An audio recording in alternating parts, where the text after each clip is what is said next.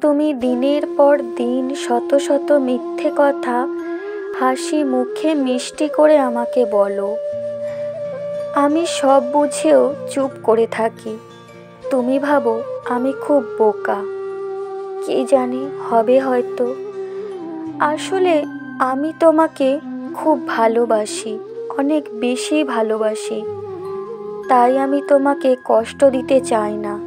আমি জানি আমি সব বুঝে গেছি জানলে তুমি খুব আঘাত পাবে। আর জানো তো, ভালোবাসার মানুষ আঘাত পেলে তার দ্বিগুণ আঘাত নিজের বুকে বাজে। তাই বলছি, সময় থাকতে সাবধান হয়ে যাও।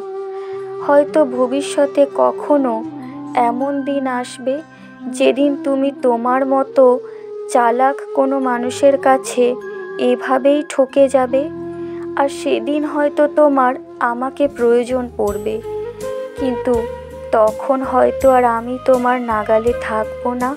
যেই মানুষটি সবসময় তোমার খেয়াল রাখে, তোমার খবর নেয়, তোমার সাথে একটুখানি কথা বলার জন্য বারবার ফোন করে, মেসেজ করে, সে আর যাই হোক কখনো তোমাকে ঠকাবে না।